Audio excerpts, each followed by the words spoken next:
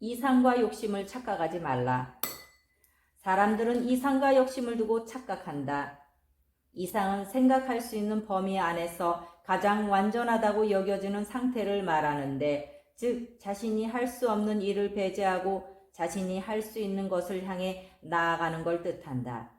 욕심은 자신이 할 수 없는 것을 억지로 취하는 것으로서 이상과는 근본적으로 차이점이 있다. 예를 들어보면 열심히 일해서 돈을 모아 집을 사겠다는 꿈은 욕심이 아닌 이상이다. 그런데 일도 하지 않고 집을 사겠다는 꿈은 욕심에 지나지 않는다. 당신은 이상을 추구하고 있는가? 욕심만 가지고 있는가? 찾으면 안 보이고 찾지 않으면 보인다. 돈이 길에 떨어져 있어도 보이는 사람에게만 보이고 찾는 사람에게는 보이지 않는다. 산삼도 찾지 않는 사람에게는 보이고 찾는 사람에게는 보이지 않는다. 대자연의 이치가 그렇다. 그렇다면 어떤 사람에게 복이 올까? 평소에 공덕을 많이 쌓아두면 오지 말라고 해도 복이 굴러 들어온다. 전생과 현생에 덕을 쌓지 않은 사람은 설령 자신도 모르게 재물이 들어왔다고 해도 제대로 쓰지 못하면 공짜로 굴러 들어온 재물보다 더 많은 재물이 나간다는 걸 명심하라. 복권에 당첨된 사람이 나중에 나락으로 떨어지는 것처럼 공부가 덜 된 사람은 천금이 생긴다 해도 결국에는 빈 깡통이 된다는 걸 잊지 말라. 지금 우리 사회는 심각한 모순에 직면하고 있다. 21세기에 들어서서 과학과 의학 등에서 눈부신 발전을 거듭했지만 최근 무서운 속도로 퍼지고 있는 코로나 바이러스의 등장으로 지구촌이 큰 혼란에 빠져 있다. 그동안 인류는 자연에서 발생한 질병을 퇴치하기 위해 그때마다 연구를 거듭 백신과 치료제 등을 개발하여 전염병들을 퇴치했다. 그런데 최근 인간의 생명을 위협하는 변종 코로나 바이러스가 나타나 전 세계를 공포의 도가니 속으로 몰아넣고 있다. 그동안 인류가 눈부신 의학의 발전을 이뤄왔지만 자연은 인간의 노력을 비웃듯이 또 다른 바이러스를 만들어내었던 것이다. 의학이 발전할수록 자연은 더 강한 변종 바이러스를 만들어내는 모순을 우리는 지금 경험하고 있다. 어쩌면 인류의 발전이 만들어낸 하나의 모순일지도 모른다. 옛날 아마존 원주민들에게는 간염이라는 병 자체가 없었다. 자연을 개발할 목적으로 아마존에 들어간 백인들을 통해 전파된 간염 바이러스가 수많은 원주민들의 목숨을 빼앗았다. 원주민들은 병의 원인도 모른 채 그대로 죽어갔다. 인간이 백신을 만들면 자연은 그보다 더 강한 바이러스를 만들어낸다. 자연을 파괴한 대가를 스스로 치르고 있는 것이다. 이것이 바로 인간이 발전시킨 의학의 모순점이 아니겠는가? 지금 인류는 자연과의 마지막 전쟁을 하고 있으나 자연의 저항 또한 만만치 않다. 어쩌면 우리는 자연이 만든 이 역병으로 인해 그동안 누려왔던 편리함을 잃게 될지도 모른다. 이것은 자연을 무분별하게 훼손함으로써 생긴 예견된 모순이라고 할 수 있다. 이제는 우리 지식인들이 모순들을 하나하나 해결해 나가야 할 때이다. 불만이 커질수록 사회 모순은 더 커질 수밖에 없다. 그리고 행복은 불만을 해결한다고 오는 것이 아니라 모순을 찾아서 해결해야 한다. 이를 제대로 하지 못한다면 우리 인류는 바이러스보다도 더 큰 위협에 직면할 수밖에 없다. 지금은 우리 지식인들이 자성을 통해서 인류가 가진 모순을 극복해야 할 때이다. 그런데 어떤가? 지식인들이 하라는 연구는 하지 않고 자신의 이익과 안위에만 눈을 돌리고 있다. 심지어 사회가 자신들에게 조금이라도 불이익을 주면 그에 대한 불만을 터뜨리며 권력자들을 부추기고 있다. 이로 인해 모순이 모순을 낳고 갈등이 갈등을 낳고 있다. 지금 우리에게는 강력한 리더십을 가진 지식인과 정치인이 필요하다. 지금까지 인류에게는 행복이 도래하지 않았다. 왜냐하면 대자연의 3대7 법칙에 의하면 30%를 지나서 70%에 와 있기 때문이다. 지금은 인류에게 즐거움도 기쁨도 없는 때로서 이러한 과정을 뛰어넘어야만 마침내 완전한 행복을 기대할 수 있다. 하지만 코로나 바이러스 같은 변종 전염병이 계속 생겨나는 한 행복과는 거리가 멀 수밖에 없다. 인류가 등장한 이후 즐거움을 맛본 사람이 아직 단 한 명도 없었다고 내가 말하는 것도 이 때문이다. 즐거움을 느껴보지 못한 사람은 기쁨을 알 수 없고 기쁨을 알지 못하는 사람은 행복을 맛볼 수 없다. 결국 우리 인류는 스스로 만든 모순을 깨뜨리지 않고서는 완전한 행복을 구할 수 없다.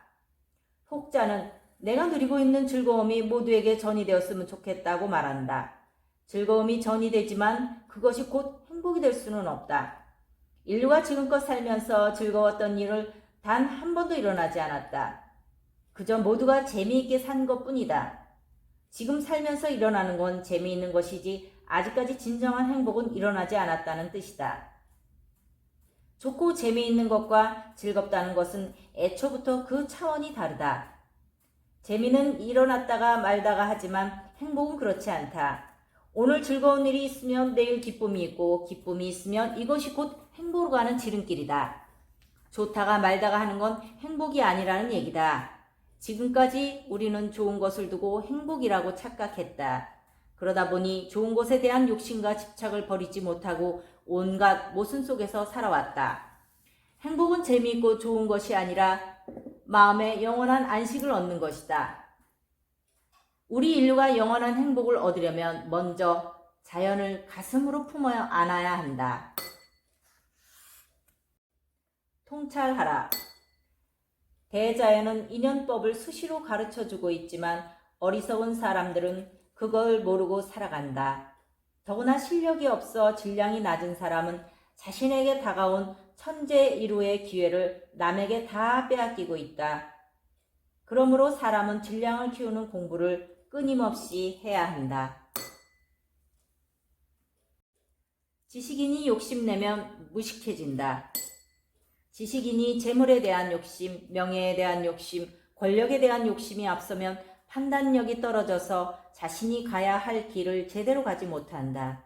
아무리 지식이 많다 하더라도 자신의 욕망에 갇혀 올곧게 쓰지 못한다면 일자 무식꾼과 같다. 흥망은 자신의 갖춤에 달려있다. 흥하고 망하는 건 사회나 남의 탓이 아니라 오직 자신의 손에 달렸다. 흥하는 것도 자신의 노력에 따른 결과요. 망하는 것도 자신 탓이다. 망한 뒤에 누구를 원망한다 해도 아무 소용이 없다. 나의 흥망성쇠는 내가 무엇을 알고 어떤 것을 갖추고 있는가에 달렸다. 생활이 어려운 자는 남을 도울 수 없다.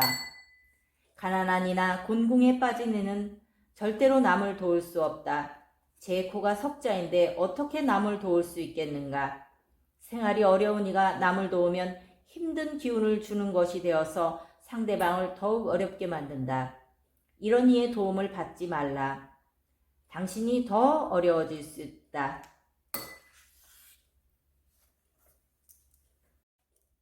사회적 책임. 세상에는 도덕적 책임과 사회적 책임이 있다.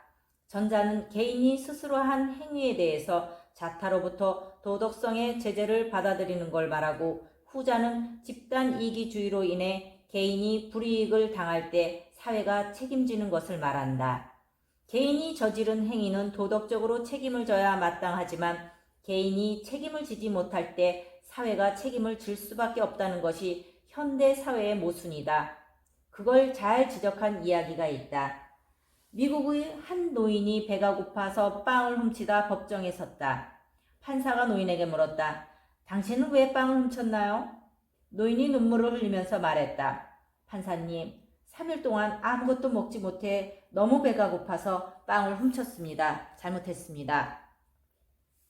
판사는 방청석을 둘러보고는 눈을 지그시 감았다가 노인에게 절도죄로 $10의 벌금형을 내렸다.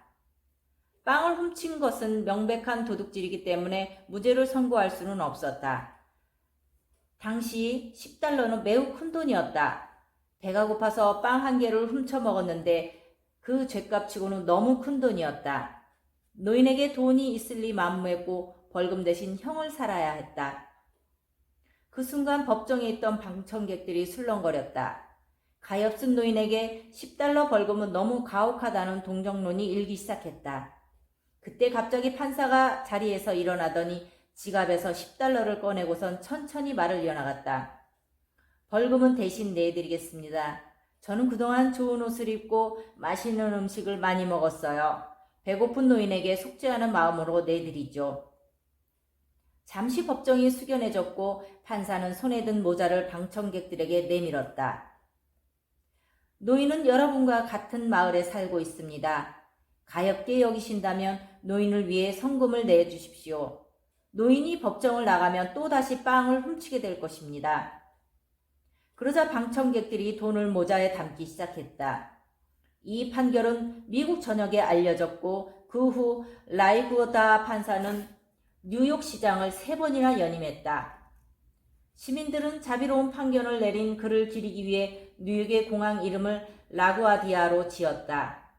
만약 판사가 지혜로운 판결을 내리지 못했다면 노인은 배고픔의 고통 속에서 영영 절도범으로 낙인 찍혔을 것이다. 이처럼 판사는 현명한 판결을 내릴 의무가 있다. 그가 적절한 판결을 내린 것은 지혜의 소유자였기 때문이다. 여기서 생각나는 유명한 말이 있다. 죄는 미워해도 사람은 미워하지 말라이다. 라구아다 판사의 위대한 판결은 많은 사람들에게 자비가 무엇인지 일깨워주고 작은 나눔이라는 지혜를 모으게 했다. 현명한 판결로 사람들에게 진정한 삶의 의무를 가르쳐준 것이다.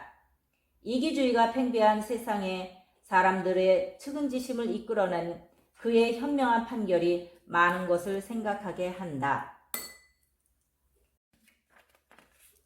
갑과 을의 정의. 갑과 을은 상하 관계가 아니라 공생 관계일 때 서로 발전할 수 있다. 여기에는 전제가 필요하다. 갑은 항상 을에게 원하는 것이 있을 때 요구나 강요를 해서는 안 된다. 요구할 것이 있을 때는 합당하게 설명한 뒤 을이 수긍하도록 해야 한다. 그렇지 않고 무조건 강요만 한다면 서로 충돌할 수밖에 없다. 갑과 을은 언제든지 입장이 바뀔 수 있다. 예를 들면 부모와 자식 관계이다. 부모가 자식을 키우고 공부시킬 땐 갑이지만 늙어서 자식에게 용돈을 받아 쓰면 을이 된다. 직원이 열심히 일해 회사를 발전시켰다면 갑은 회사가 아니라 직원이다. 여기에서 갑을은 상하 관계가 아니라 공생 관계이다. 국민이 열심히 일해서 GDP를 올렸다면 국민이 갑이고 국가가 을이다. 이 점을 정치인들은 분명히 알아야 한다. 항상 갑이 될 수 없고 을이 될 수 없기 때문에 갑을은 언제나 서로 존중해야 한다. 이 사회에서 갑과 을의 다툼이 계속해서 일어나는 이유는 갑을의 관계를 모두가 잘못 이해하고 있기 때문이다. 갑과 을은 공생관계이다. 우리가 사는 세상에는 반드시 갑을관계가 존재한다. 그런데 갑을관계는 대자연이 운용하는 에너지의 법칙에 의해 수시로 변화하고 있음을 알아야 한다. 갑을은 계급관계가 아니라 갑이 잘 되어야 을이 잘 되고 을이 잘 되어야 갑도 잘 되는 공생관계이다. 이 사회가 자꾸 분열로만 치닫는 건 갑을이 서로 주장만을 내세우고 있기 때문이다. 사회가 잘 되려면 갑을이 화합해야 하는데 서로의 주장만을 내세우거나 헐뜯기 때문에 정치, 사회, 문화 전반에 걸쳐서 점점 나락으로 떨어지고 있는 것이다. 갑과 을은 에너지의 법칙에 따라서 항상 뒤바뀔 수 있다는 걸 알고 갑은 을의 입장에서 생각하고 을은 갑의 입장을 고려한다면 훨씬 더 나은 사회가 될 것이다. 모수는 불만을 양산한다. 요즘 국민들이 국가정책에 관해 불만이 아주 많다. 부동산을 안정시키기 위해 내놓은 정책들은 오히려 집값과 전세가만 더 올려놓았고 일자리를 늘리기 위해 막대한 공적 자금을 투입했지만 늘어난 것은 공공기관 등의 일시적인 일자리뿐이다. 세계적으로 유행하고 있는 코로나 바이러스 때문이기도 하지만 경제정책 등에서 자충수만 두고 있다.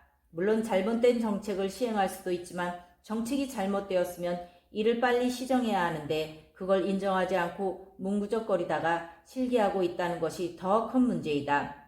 현 정부가 코로나 바이러스 방역에만 매달릴 것이 아니라 경제와 민생에 더 심혈을 기울여야 한다는 것이다. 지금 한국 사회의 가장 큰 문제는 내 편과 내 편으로 갈라진 민심 분열이다. 정치적인 문제를 두고 민감하게 대립하다 보니 정치권은 경제에 신경 쓸 여력조차 없는 것 같다. 사회가 이 지경이 된 데에는 여야 할 것 없이 정치인들이 권력에만 집착하기 때문이다. 국가는 행정과 법을 균형 있게 집행해야 하는데 자기 진영 논리만 앞세우다 보니 큰 갈등을 빚어내고 있는 것이다. 국민들이 잘못된 정책에 대한 모순을 지적하면 원인을 잘 파악해서 빨리 수정하면 되는데 오히려 방귀 낀 놈이 화를 내듯 정치권이 불만부터 발산한다. 이것은 정치인의 올바른 자세가 아니다. 국민의 불만이 어디에 있으며 그 원인이 무엇인지 잘 살펴서 정책의 모순을 빨리 찾아내어 대안을 찾아내는 것이 훌륭한 정치인이다.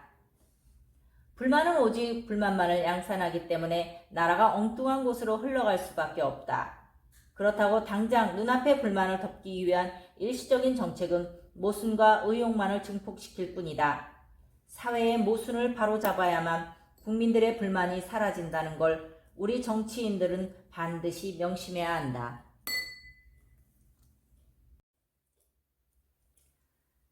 불만만 터뜨려선 모순이 해결되지 않는다. 성장 일변도의 사회는 항상 모순을 지니고 있기 마련이다. 지식인은 모순을 바로잡기 위해 연구해야 하는데 오히려 불만만 터뜨리다 보니 사회의 모순은 마치 메비우스의 띠처럼 해소될 기미가 보이지 않는다. 지금 우리 사회에서 가장 절실한 것은 정치, 종교, 문화 전반에 걸쳐 있는 모순을 해소할 수 있는 근본적인 대책이다. 이 점을 오늘날 지식인들은 깊이 반성해야 한다. 한국인이 가지고 있는 약점. 한국인의 약점은 자기는 잘하지 못하면서 남의 일에 쓸데없이 간섭하거나 남이 잘 되는 꼴을 못 보는 것이다. 이런 유형은 대개 앞에서는 칭찬하고 뒤에서는 험담하며 다른 사람을 깎아내린다. 도대체 한국인이 이런 습성을 가지고 있는 이유는 뭘까? 경쟁 심리가 너무 지나쳐서일까? 그보다는 어릴 때 인성 공부가 제대로 되어 있지 않거나 이기심이 많아서이다. 남을 헐뜯고 비난하면 나쁜 기운이 몸속에 들어와서 몸에 좋지 않다. 이것은 악업을 짓는 행위이므로 시간이 지날수록 자신에게 좋지 않는 일이나 힘든 일만 생긴다. 가정과 국가. 부모가 행복하지 않으면 자식도 행복해질 수 없다. 부모와 자식의 생각이 다르면 그 가정은 불행해질 수밖에 없다. 국민이 행복하지 않은 나라는 지도자도 행복해질 수 없다. 국민과 지도자의 생각이 반대로 가면 그 나라는 발전할 수 없다. 정치인은 사심으로 일하면 안 된다. 우리나라 정치인들은 사리사욕에 아주 밝은 것 같다. 자기들은 집을 몇 채씩 가지고 있으면서 국민들에게는 굳이 내 집을 마련하지 않아도 된다고 말한다. 자유민주국가에서 우리나라만큼 시장을 통제하는 국가도 드물다. 시장 경제는 시장의 논리에 맡겨라. 왜 쓸데없이 국가가 나서서 집값만 자꾸 올려놓는가? 국회의원은 법을 만드는 사람이다. 그런 자리에 있는 사람은 한쪽에 치우치지 않고 냉철해야 한다. 일을 하는 과정에 티끌만큼이라도 사심이 작용해서는 절대로 안 된다. 대통령의 자리. 우리나라만큼 대통령이라는 자리가 힘든 나라도 없을 것 같다. 눈만 뜨면 야당이고 언론이고 국민이고 할 것 없이 사방에서 공격한다. 심장 약한 사람은 그 자리에서 오래 버티기도 힘들다. 하지만 본디 정치가 그런 것인데 어쩌랴. 대통령 자리가 힘든 건 자신과 다른 사람들까지도 품어 안아야 하기 때문이다. 이념이 달라도 종교가 달라도 모두 끌어안아야 한다. 한 나라의 대통령이라면 결코 편협한 시각을 가져서는 안 된다.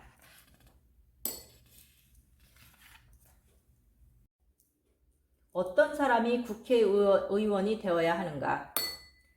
국회의원 선거에 앞서 각 정당은 득표수에 따라서 할당되는 비례대표를 선정한다.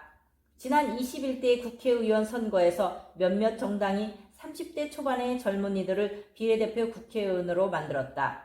그들을 보면 국회에서 제대로 된 입법 활동을 할 수 있을지 염려스럽다.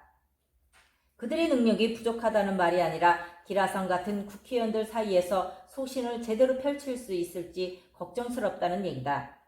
내가 생각하기에 국회의원의 연령대는 40, 50대가 적당하다.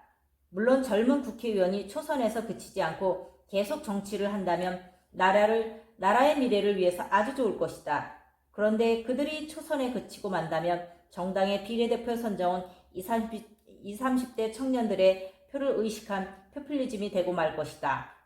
국회의원이란 자리는 일부의 환심을 사기 위해 계산하고 흥정하는 자리가 아니다. 이런 말을 한다고 나를 비난할지도 모르지만 제야 한 사람으로서 할 말은 해야 하지 않겠는가? 젊은 국회의원들이 자격이 안 된다는 말이 아니라 자신의 논리를 가지고 그것을 펼칠 만큼의 연륜이 아직은 부족하다는 뜻이다. 정부는 잘못한 정책을 빨리 시정하라.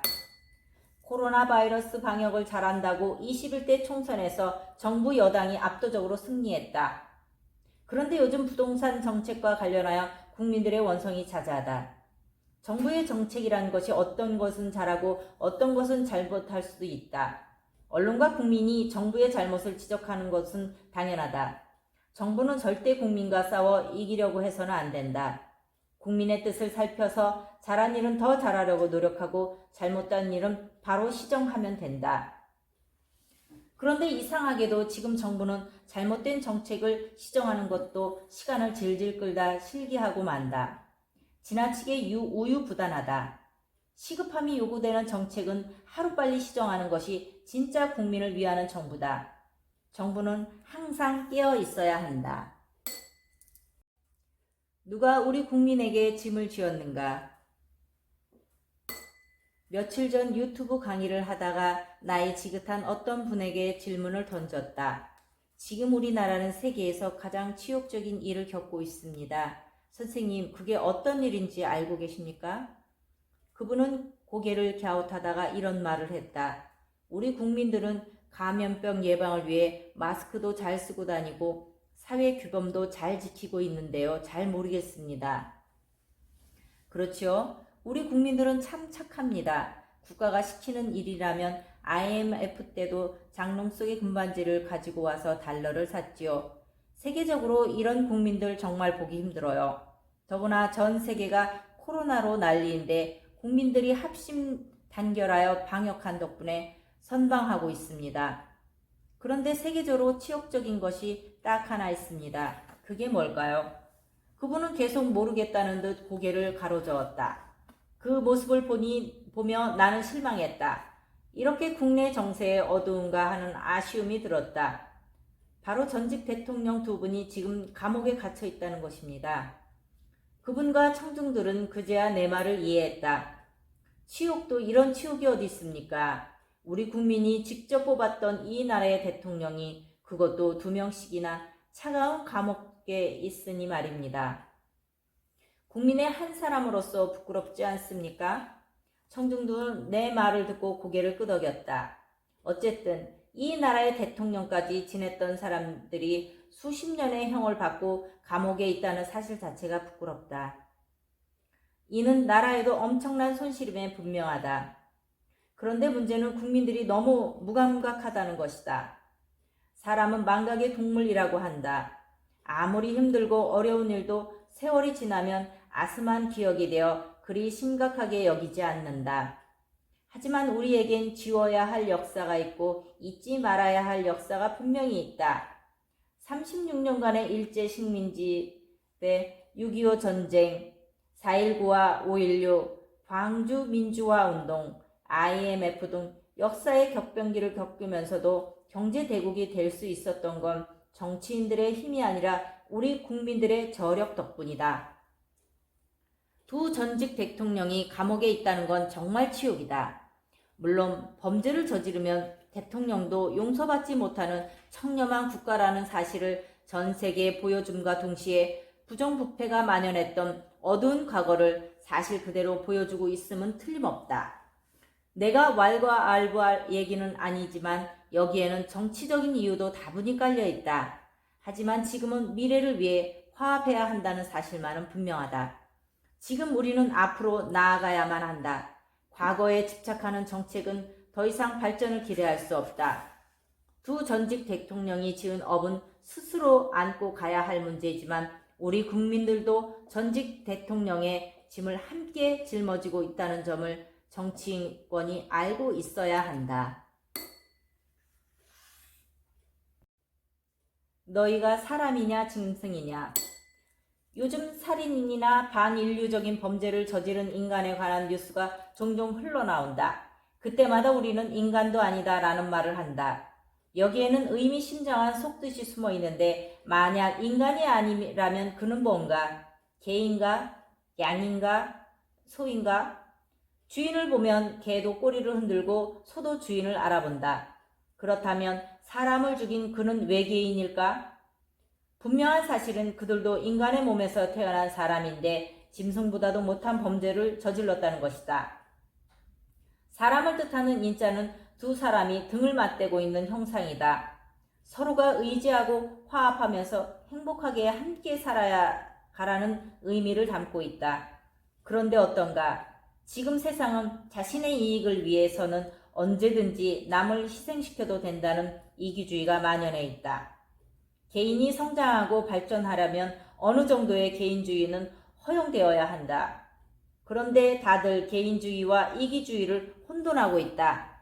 개인주의는 자신을 중심에 두고 자유와 권리를 누리지만 이웃과 사회와 국가에 폐를 끼치지 않으므로 개인의 발전을 위해서는 필요하다.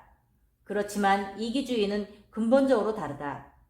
남이 어떻게 되든지 말든지 간에 오직 자기만 이익을 취하려고 한다. 오늘날 반인류적인 범죄가 빈번하게 일어나는 원인도 이 이기주의가 만연한 탓이다. 한 번은 유튜브 강의를 하다가 어떤 청중에게 뜬금없이 물었다. 당신은 사람인가 동물인가? 그는 엉뚱한 질문에 놀란 기색이었다. 내가 자기를 무시한다는 표정이었다. 하지만 오해는 순식간에 풀렸다. 사람입니다. 그렇다. 자신이 분명히 사람이라고 생각한다면 이제부터는 남을 위해서 살아야 한다는 걸 나는 강조하고 싶었다. 왜냐하면 사람은 태어날 때부터 하나님으로부터 남을 위해 살라는 명령을 받았기 때문이다. 사람이 이기적으로만 산다면 혈육도 모르는 짐승이나 다를 바 없다. 사람이라면 마땅히 사람을 위해 사는 것이 도리라는 말이다. 누구나 전생의 업을 가지고 태어난다. 업을 소멸시키려면 남을 위해 살아야 한다. 그런데 남을 위해 살라고 하니까 힘들고 어려운 사람에게 밥을 지어주고 옷을 입혀주고 장애인에게 휠체어를 보급해주는 것인 줄만 알지만 그것은 남을 도와주는 것일 뿐 정작 남을 위해 사는 것이 아니라 진정으로 남을 돕는 행동은 그들을 위하는 한결같은 마음을 가지는 것이다. 요즘 NGO 단체들이 연예인들을 앞세워서 아프리카의 어려운 아이들을 돕자는 모금 캠페인을 펼치는 것을 TV에서 자주 본다. 이것은 그들을 돕는 것에 불과할 뿐이지 위하는 건 아니다. 그래봤자 그들은 힘든 삶에서 평생 벗어나지 못한다. 남을 위해 산다는 건 돈과 쌀을 주기보다는 사는 방법을 가르쳐 주어서 그들이 하루빨리 힘든 삶을 벗어날 수 있도록 인도해 주는 것이다. 그러므로 남을 돕는다는 말보다는 남을 위해 산다고 말해야 한다. 남을 위해 산다는 것은 곧 자신을 위하는 길이기도 하다. 항상 이러한 마음으로 살면 분명히 큰 복을 얻는다. 지금부터라도 이기주의를 버려야 한다. 사업이 잘 안 되거나 집안이 잘 안 풀리는 이유도 바로 이 때문이다. 장사를 할 때도 고객을 위해서 한다는 생각을 가지면 곧 자신의 이익이 된다. 이것은 올바른 사람의 길이다.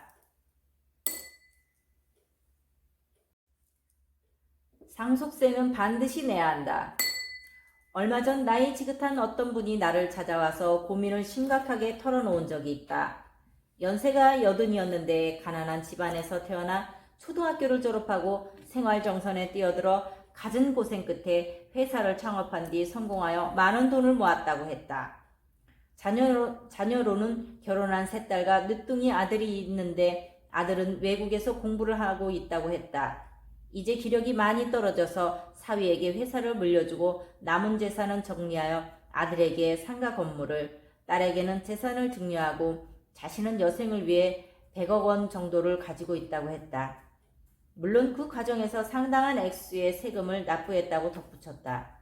문제는 자신이 가지고 있는 100억 원의 현금 때문에 마음고생이 무척 심하다는 것이다. 여생이 얼마 남지 않았고 사회에서 번 돈이니 마지막으로 좋은 일을 하고 싶어서 사회복지재단에 기부하겠다고 아내에게 말했더니 그걸 못 찾고 자식들에게 말해버린 것이다. 평소에는 전화조차 하지 않던 자식들이 그 사실을 알고부터는 날마다 전화질을 해댄다며 괴로워했다. 심지어 돈을 기부하면 영원히 인연을 끊겠다고 했다는 것이다. 나는 이 말을 듣고 대안을 제시했다. 지금 우리나라의 상속세는 거의 50%에 달한다. 자녀들에게 100억 원을 상속한다면 당연히 50억을 내야 한다. 그래서 내가 이렇게 말했다. 어르신, 자녀들에게 이렇게 말씀하세요. 100억 원을 상속받으려 하면 거기에 상응하는 상속세 50억을 먼저 달라고 요구하세요. 그러면 포기할 겁니다. 정말 그럴까요? 반드시 그럴 겁니다. 100억을 주면 그 돈을 내겠다고 하면요. 그때 이렇게 말하십시오. 지금껏 너희들을 믿지 못했는데 어떻게 믿느냐? 아버지를 범죄자로 만들려고 하느냐? 50억은 엄청난 돈이어서 그 돈을 자식들이 마련해 올 리가 없다. 얼마 후 짐작대로 자식들이 100억 원을 물려주려면 그 돈에서 50억 원을 상속세로 내겠다고 해서 이런지하에 거절했더니 잠잠해졌다고 한다. 얼마 후 그가 웃으면서 나를 다시 찾아왔다. 스승님이 시킨 대로 했더니 전화가 뜸해졌습니다. 그것 봐요. 자식들은 부모의 재산을 마치 자신의 것으로 여깁니다. 더구나 세금에는 관심조차 없어요. 그동안 부모들이 암암리에 편법을 써서 자식들에게 재산을 물려주는 경우가 많았지만 특히 현금은 더 그렇습니다. 요즘 자식들은 눈앞의 이익 앞에선 부모들에게 관심조차 없다. 그러니 자식들에게 대우받으려면 죽을 때까지 부모가 재산을 움켜쥐고 있어야 한다. 참으로 슬픈 현실이다. 모든 것이 인성교육의 부재로 빚어진 현상이다. 부모를 잘 만난 덕분에 풍족하게 살아온 자식들은 어려움을 잘 모른다. 그러다 보니 힘든 사람의 삶을 이해하지도 못한다. 이것이 오늘날 부유한 집안에서 자란 자식들의 모습이다. 자수성가한 부모일수록 자식에 대한 집착이 강하다는 통계가 있다. 자신들이 힘들게 살았기에 자식들에게만은 힘들지 않게 해야 한다는 이상한 논리를 가지고 있다.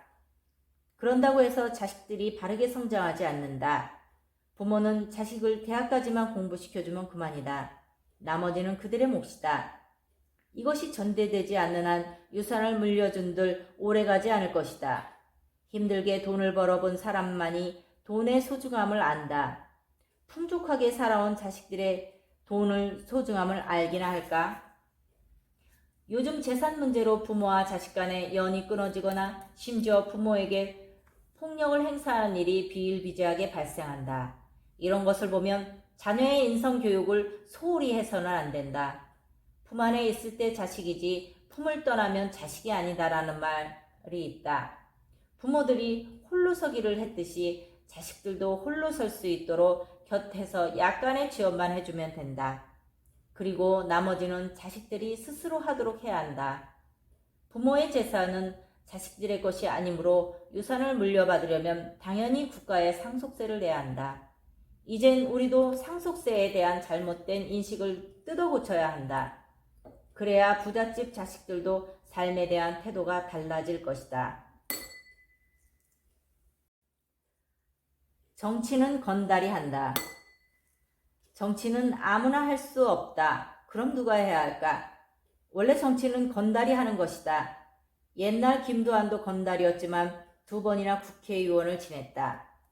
건달이라고 하니 나쁘게만 생각하는데 내가 말하는 건달은 건들건들하는 자다. 왜 그런 인물이 정치를 해야 할까? 이쪽 말도 들을 줄 알아야 하고 저쪽 말도 들을 줄 알아야만 실질적인 정책을 펼 수 있기 때문이다. 정치판은 암투가 끊이지 않아서 강하면 부러지기 쉽다. 그래서 고집불통이 대통령이나 국회의원, 시장이 되면 안 되고 오히려 건달이 낫다는 것이다. 청문회 유감. 우리나라는 장가급 인사를 발탁할 때 청문회에서 반드시 인물 검증을 거친다. 그러다 보니 대통령은 머리를 싸매고 인물을 찾지만 그게 쉽지 않다. 야당은 대놓고 낙마에 초점을 맞춘다. 후보자의 자질이나 능력은 아예 제쳐놓고 후보자 본인은 물론이고 사돈의 팔촌까지 털어서 위법한 것이 없는지 속속들이 캐낸다. 그야말로 한 개인의 사생활까지 모조리 발가벗긴다.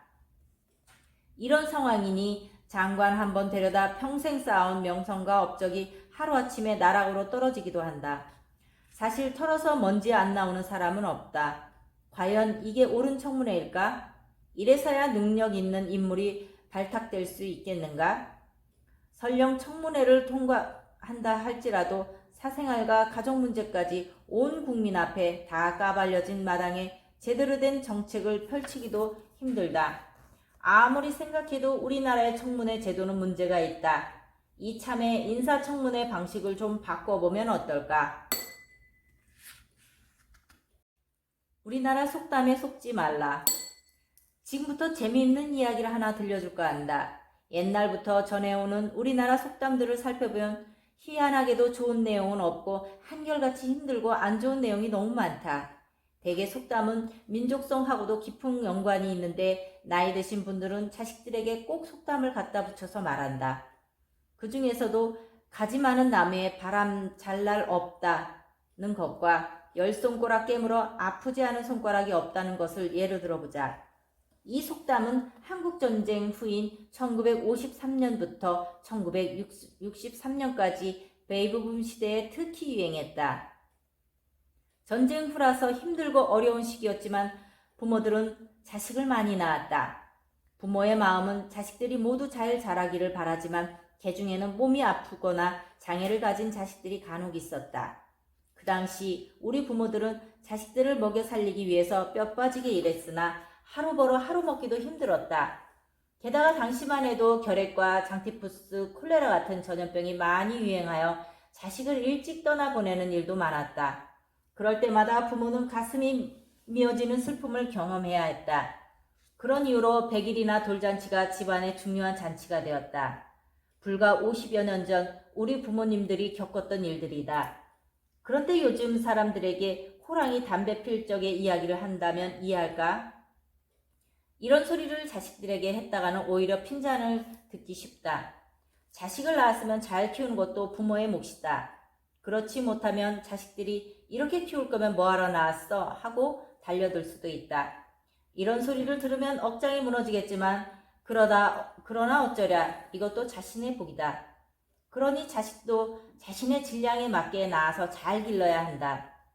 그런 점에서 보면 가지 많은 나무에 바람 잘 날 없다. 열 손가락 깨물어 아프지 않은 손가락이 없다라는 속담은 지금 시대에는 어울리지 않으므로 이제는 사라져야 한다. 또 옛말에 집안이 잘 되려면 맞이가 잘 돼야 하고 맏며느리가 잘 들어야 한다고 했다. 사실 이 말도 장롱 속으로 들어가야 할 속담이다. 물론 우리 부모들이 맞이에게 특히 애착을 가졌던 것은 사실이다. 하지만 요즘은 자식을 한두 명만 낳다 보니 애지중지하면서 키운다. 그에 비해 옛날 우리 부모들은 맞이를 더 챙기고 아래로 내려갈수록 신경을 덜 썼다. 대개 맞이의 성격이 우직하고 입이 무겁고 부모의 마음을 잘 이해한다. 반면에 막내는 귀여운 행동을 많이 하고 애교도 넘친다. 막내가 이런 행동을 하는 이유는 맞이에게만 애착을 쏟는 부모에게 자신에게도 관심을 가져달라고 아양을 떠는 것이다. 말하자면 부모가 자식을 키울 때 은연중에 그런 에너지를 주었기 때문이다. 부모들도 막내에게 사랑을 아낌없이 준다. 맞이에게 사랑을 못 주니까 막내에게로 내려가는 것뿐이다. 사람들은 이것을 두고 내리사랑이라고 한다. 그러나 이것은 사랑이 아니다. 진짜 사랑은 맞이에게 가는 것이 애착이다. 명심해야 할 건 재롱을 많이 피우는 자식일수록 부모에 대한 반감 또한 크다는 사실이다. 그래서 골고루 사랑을 주어야 한다. 그러지 않으면 어느 순간 동생이 형에게만 해줬지 나에게 해준 게 뭐 있어요 하고 달려든다. 과거에는 이런 일들이 비일비재했다. 부모들이 오죽 어려웠으면 맞이에게 모든 것을 쏟아부었겠는가 싶다. 이런 소리를 자식들에게 들으면 부모는 한마디도 할 수 없다. 참으로 가슴 아팠던 시절이다.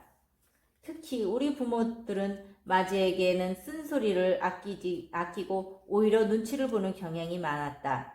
맞이에 대한 기대가 중압감으로 작용한 데다 맞이가 잘 돼야 동생들도 잘 된다는 생각이 있었기 때문이다. 실제로 그 시절에는 형이 성공해서 동생들을 공부시키는 일이 많았다. 그래서인지 형제간의 우애도 깊었다. 하지만 요즘은 형제간의 우애마저 사라지고 있다. 이젠 우리나라 부모들도 자식에 대한 생각을 바꿀 때가 되었다. 자식도 좋지만 지금 내 곁에 있는 배우자가 더 소중하다는 것을 깨달아야 한다. 아들이 결혼하면 내 자식이 아니라 며느리의 남편이자 사돈댁의 아들이 된다. 그런데 부모가 그걸 알지 못하고 자식이 결혼하면 어떻게 사는지 궁금하고 안달이 나서 하루가 멀다 하고 전화를 해댄다. 어떤 부모는 맞이가 잘 상대해주지 않으니까 막내에게 잘해주려고 하는데 막내도 나중에는 자기 마누라와 자식 챙기기도 바쁘다. 그러므로 자식 사랑은 어릴 때나 하는 것이지 대학을 졸업하고 나면 끝이니 자식에게 더 이상 애착을 가지지 말라.